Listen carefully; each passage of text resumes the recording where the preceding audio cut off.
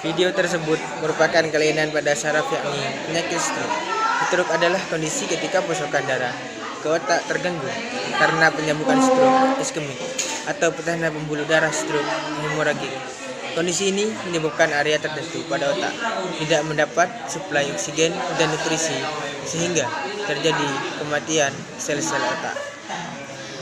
Cegah gangguan saraf dengan gaya hidup ini. Yang pertama, olahraga teratur.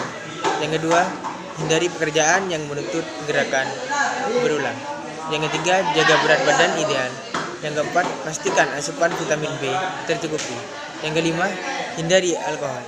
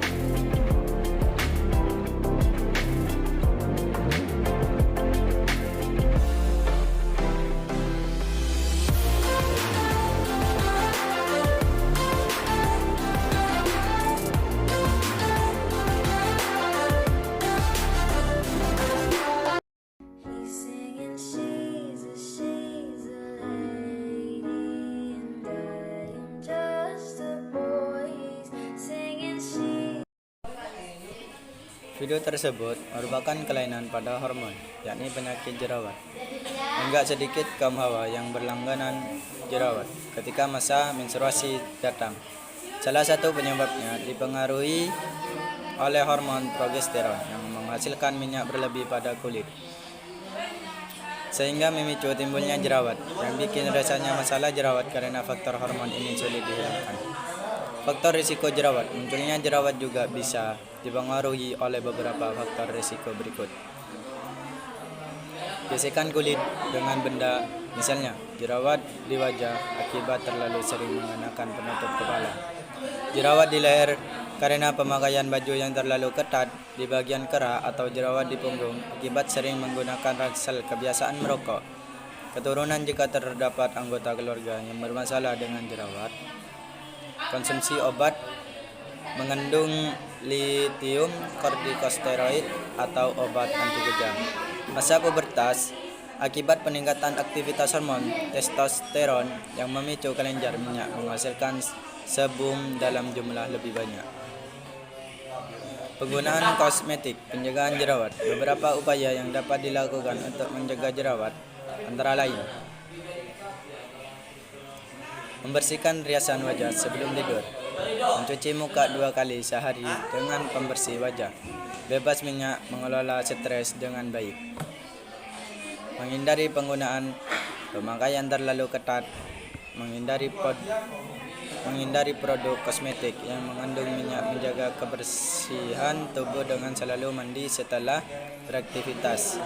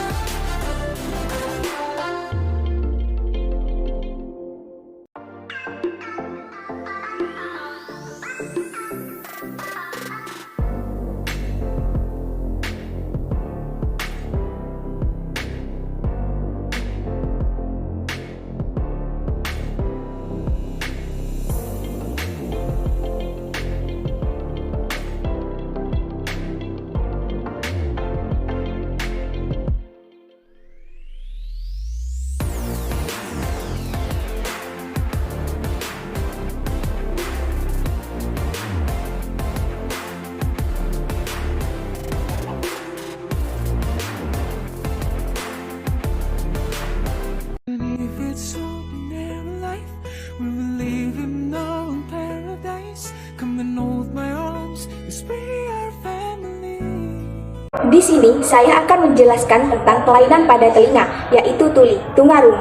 Pada video yang telah ditampilkan tersebut, telinga adalah salah satu indera manusia yang dipakai untuk mendengar.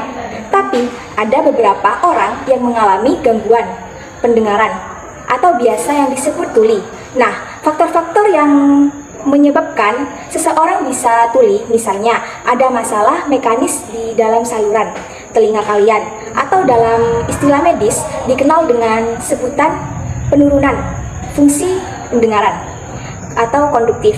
Selanjutnya, ada sesuatu yang menghalangi getaran untuk masuk ke dalam telinga tengah, atau juga bisa disebut penurunan fungsi pendengaran.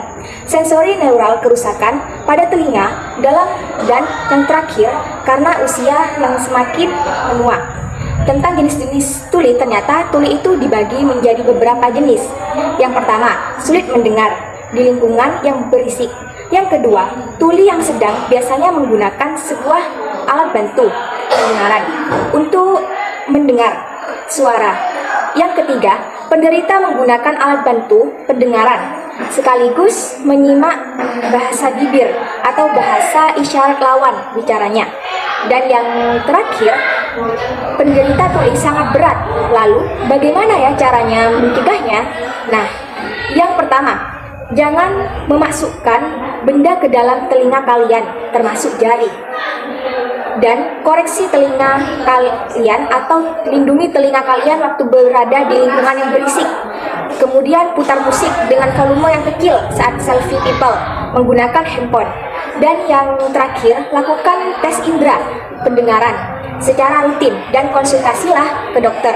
Kalau kalian mengalami gangguan pendengaran yang serius, supaya bisa mendapatkan pengobatan seperti pembersihan kotoran di dalam telinga, mendapatkan resep alat bantu pendengaran, pemasangan, pembedahan, dan beragam terapi lainnya. Nah, sekarang kan kita sudah lebih mengenal sama kelainan telinga, yaitu tuli. Coba yuk tambah ilmu kita dengan belajar bahasa isyarat supaya kita bisa berkomunikasi dengan siapapun, termasuk teman kita yang mempunyai kelainan tungarungu, yaitu tuli.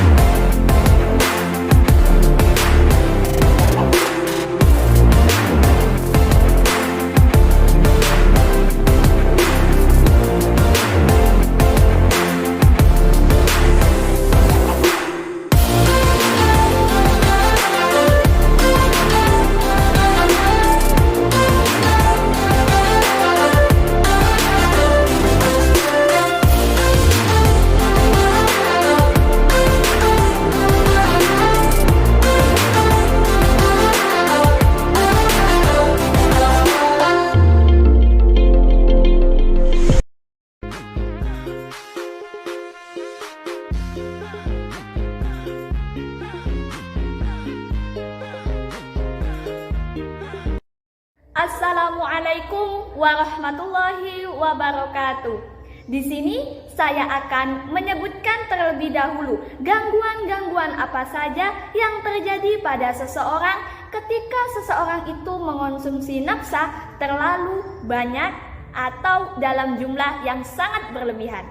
Di mana yang pertama yaitu HIV atau AIDS, yang kedua hepatitis B dan C, yang ketiga kemampuan kognitif menurun, yang keempat gangguan liver atau hati dan juga ginjal, yang kelima gangguan paru-paru dan sistem pernafasan, yang keenam infeksi menular seksual, yang ketujuh gangguan jiwa. Dari ketujuh kelainan yang sudah saya sebutkan tadi, di sini saya akan menjelaskan kelainan nafsa pada ODGJ atau orang dalam gangguan jiwa. Berikut adalah videonya. ODGJ atau orang dalam gangguan jiwa adalah orang yang mengalami gangguan dalam pola pikir, perilaku, dan perasaan yang termanifestasi dalam bentuk sekumpulan gejala atau perubahan perilaku yang bermakna, serta dapat menimbulkan penderitaan dan hambatan dalam menjalankan fungsi sebagai manusia. Pengobatannya melalui yang pertama, konsumsi obat-obatan yang sudah dalam resep dokter, yang kedua, psikoterapi. Terima kasih. Wassalamualaikum warahmatullahi wabarakatuh.